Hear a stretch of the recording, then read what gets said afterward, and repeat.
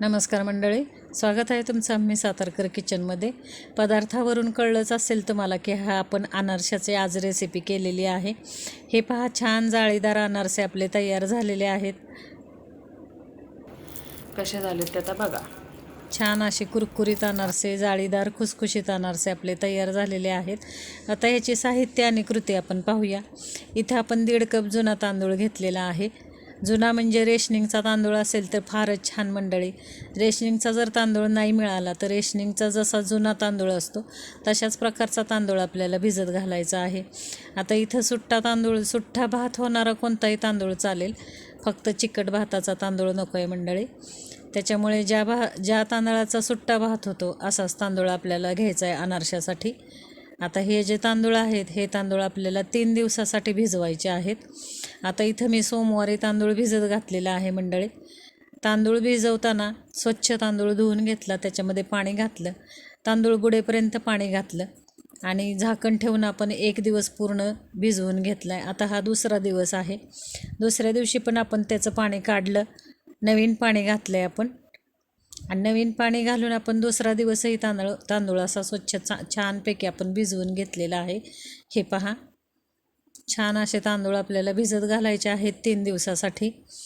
झाकण लावून आपण तांदूळ साईडला ठेवूया आणि प्रत्येक दिवशी आपल्याला तांदूळ स्वच्छ धुवून घ्यायचं आहे, पाणी काढायचं आणि नवीन पाणी टाकून आपल्याला तांदूळ भिजत घालायचा. हे पहा, आता आपला 3रा दिवस आहे. 3 दिवस पूर्ण झालेत, हा 4था दिवस आहे. 4थ्या दिवशी आपण स्वच्छ हा तांदूळ पाणी काढलं, स्वच्छ धुवून घेतला आणि चाळणीमध्ये आपण निथळत ठेवलेला आहे. लक्षात ठेवा मंडळी, 3 दिवस आपल्याला हा तांदूळ भिजवायचा आहे. थंडीचे दिवस असतील तर आपल्याला 4 दिवस तांदूळ भिजायला लागतात, पण उन्हाळ्याचे दिवस किंवा गरमीचे दिवस असतील तर हा तांदूळ 3 दिवसात भिजला जातो. तर हे पहा, आपण आता चाळणीमध्ये तांदूळ निथळून घ्यायचा आहे. छानपैकी हा तांदूळ निथळला जातो आहे आपला, म्हणजे पूर्ण पाणी काढून घ्यायचं आहे. आणि आता एका स्वच्छ सुती कपड्यावरती हे तांदूळ आपल्याला पंख्याखाली सुकवून घ्यायचेत. 10 ते 15 मिनटासाठी तांदूळ सुकवून घ्यायचेत आपल्याला. पातळ असे पसरायचे तांदूळ पंख्याखाली किंवा सावलीत कुठेही तुम्ही 10 ते 15 मिनिट आपल्याला सुकवायचेत. उन्हात सुकवायचा नाही आहे हा तांदूळ. हे पहा, पातळ असे तांदूळ आपण सुकवत ठेवलेत.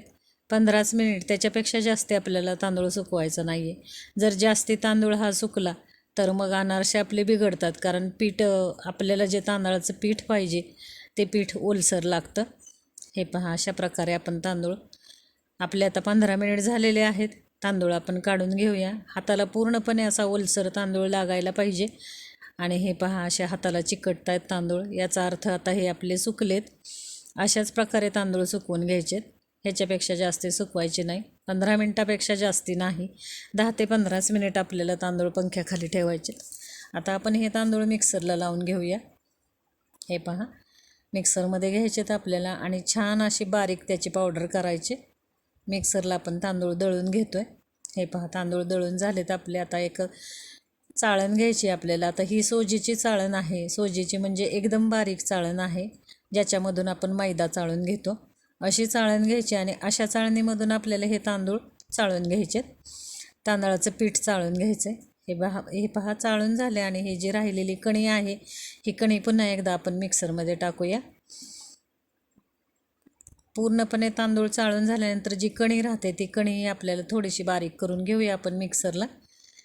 अशाच प्रकारे त्या कणीचंही पीठ करून घ्यायचं आहे. आता ते पण आपण चाळून घेऊया.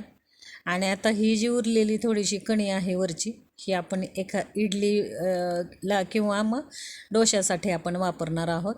इडली डोश्यासाठी हे तांदळाची कणी वापरून टाकायची. हे पहा, आता आपण साईडला ठेवूया. आणि अशा प्रकारे आपलं अनारशाचं पीठ तयार आहे. हे पहा, एकदम बारीक आपण पीठ करून घेतलेलं आहे. इथे एक महत्त्वाची टीप आहे मंडळी, हे जे पीठ आहे हे पीठ अगदी मैद्यासारखं आपल्याला बारीक करून घ्यायचं आहे मिक्सरला. म्हणजे मैदा जितका बारीक असतो तितकं बारीक हे पीठ आपलं व्हायला पाहिजे. जाडसर पीठ अजिबात ठेवायचं नाही आहे आपल्याला. आता इथं आपण पीठ किती झालं आहे हे ह्या कपाने मोजून घेऊया. आपण 1.5 कप तांदूळ घेतले होते. 1.5 कप तांदळाचं आपलं पीठ किती झालं आहे हे आपण मोजतो आहे. हे पहा, असे बारीक एकदम, जेवढं होईल तेवढी एकदम बारीक पावडर करून घ्यायची पिठाची आपल्याला. अजिबातसुद्धा तांदळाची कणी राहता कामा नये ह्या पिठामध्ये, इतकं बारीक चाळून घ्यायचं आहे. जर तुमच्याकडे सोजीची चाळण नसेल तर आपण एखाद्या सुती ओढणीने किंवा कपड्याने तांदूळ गाळून घ्यायचे.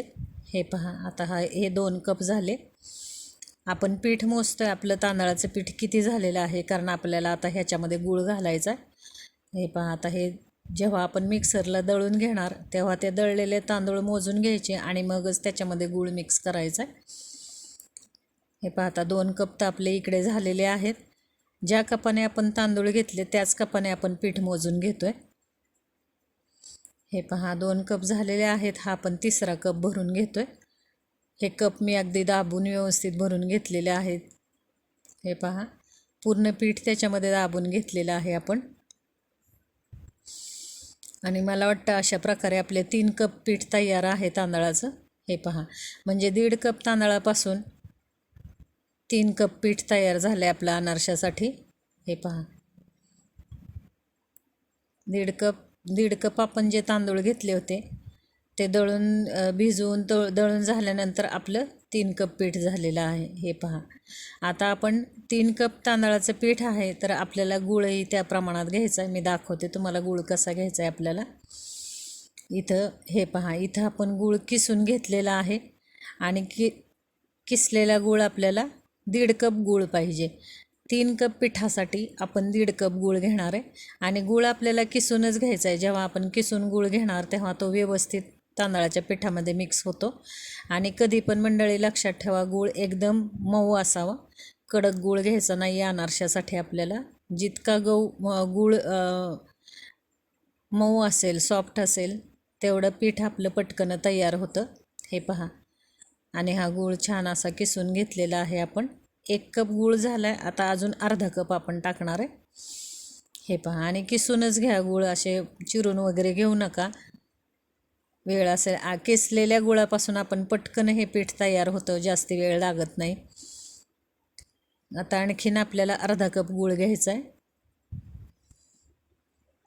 अशा प्रकारे आपले 3 कप पिठासाठी 1.5 कप आपल्याला गूळ लागलेला आहे. हे पहा, थोडासा गूळ चिकट आहे, कपामधून पटकन पडत नाही आहे मंडळी.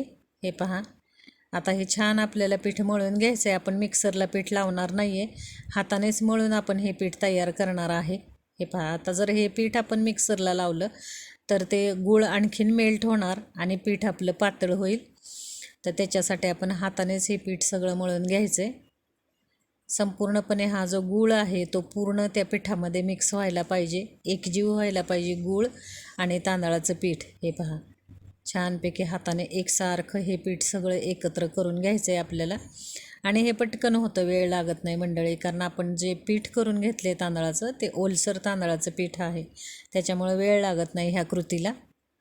हे पहा, दोन्ही हाताने छान असं चुरून घ्यायचं आहे पीठ आपल्याला. हे पहा, आणि जितकं तुम्ही पीठ बारीक करून घेणार अनारशाचं तेवढं ते पीठ तयार होतं लवकर. जर पीठ आपलं जाडसर राहिलं तर मग त्याला अनारशाला उशीर लागतो, म्हणजे पीठ मुरायला. हे पहा, आता आपण असे गोळे करून ठेवूया. एका हवाबंद डब्यामध्ये आपल्याला हे गोळे करून ठेवायचे पिठाचे. हे पहा, संपूर्णपणे गूळ आणि तांदळाचे असे छानसे गोळे तयार झालेले आहेत. आपले 5 गोळे आपण केलेले आहेत. आता हे झाकण लावून आपण डबा ठेवून देऊया. हे पहा, स्टीलच्या डब्यामध्ये आपण हे ठेवलेलं आहे. आता काय झालं मंडळी, स्टीलच्या डब्यामध्ये मी गोळे ठेवले होते पण ते पीठ लवकर तयार होत नव्हतं, कारण डबा थंड पडायचा. आता ह्या पिठाला आहे ही उष्णता लागते, त्याच्यामुळे मी काय केलं, स्टीलच्या डब्यातून गोळे काढले आणि प्लॅस्टिकच्या डब्यामध्ये ठेवले. प्लॅस्टिकच्या डब्यामध्ये हे गोळे लवकर तयार झाले, म्हणजे पीठ आंबण्याची कृती लवकर झाली. आता इथं आपल्याला जेवढे अनारसे करायचे तेवढा आपण गोळा काढून घेतला आहे. 1 पाव चमचा आपण दूध घातलेलं आहे एका गोळ्यामध्ये आणि हे दूध घालून आपण हे पीठ मळून घेतो आहे. हे पहा, आता इथं एक काम करायचं, जेवढे तुम्हाला अनारसे करायचे आहेत तेवढंच पीठ काढून घ्यायचं आणि तेवढ्यामध्येच तुम्हाला दूध किंवा तूप थोडंसं टाकून ते मळून घ्यायचं. हे पहा, आता मी सगळे अनारसे करणार नाही आहे, आपल्याला जेवढे पाहिजेत तेवढेच अनारसे करते म्हणून एकच गोळा मी काढला आहे आणि एकाच गोळ्याचे आपण आता अनारसे करणार आहे. हे पहा, थोडंसं दूध घालून आपण हे पीठ मळून घेतलं आहे. आता त्याच पिठाचे आपण छोटे छोटे गोळे केलेले आहेत. आणि त्याचे आता अनारसे आपल्याला थापायचेत. एका पोळपाटावरती मी खसखस घेतलेली आहे आणि खसखशीवरती आपण हा अनारसा थापतोय. हा पहा मंडळी, छानपैकी आता पोळपाट जे आहे ते पोळपाट लाकडी आहे आणि त्याच्यावरती खसखस, त्याच्यामुळे अनारसा खाली चिकटत नाही आणि छानपैकी असा गोल फिरतो. हे पहा, थोडंसं मी हाताच्या बोटांना थोडंसं मी तूप लावून घेतलेलं आहे. तूप किंवा तेल लावा आणि मग हे अनारसे अशा प्रकारे आपल्याला थापून घ्यायचेत. हळूहळू करत तो फक्त अनारसा खसखशीवरती गोल फिरवत जायचा आहे आपल्याला. हे पहा, आणि छान असा खसखशीवरती अनारसा गोल फिरतो, चिकटत नाही, काही नाही.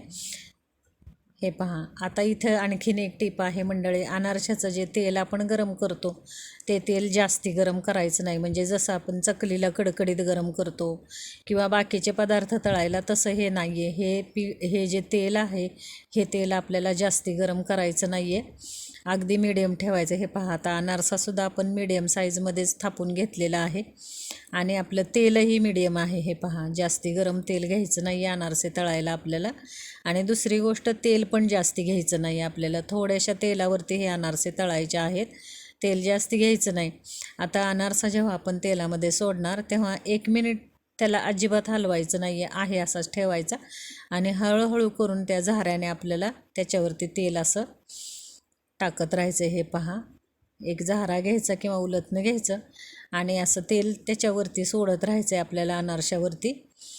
अजिबात जास्ती हलवायचा नाही आहे हा अनारसा, कारण आपण गुळाचा अनारसा करतो आहे. गुळ असू दे किंवा साखर असू दे, पण तेलामध्ये टाकल्यानंतर ते आणखीन वितळल्यासारखं म्हणजे मऊ होतात ते. त्याच्यामुळे जास्ती हलवायचा नाही आहे, नाहीतर मग अनारसा फसतो किंवा पसरतो तेलामध्ये. तर 1 मिनटासाठी आपल्याला अनारसा तसाच तेलामध्ये ठेवायचा आहे आणि नंतर मग आपण त्याच्यावरती झाऱ्याने असं तेल टाकायचं आहे आणि जास्ती तेलामध्ये अनारसे तळायचे नाही. थोडंसं तेल घ्यायचं आहे आपल्याला अनारसे तळायला.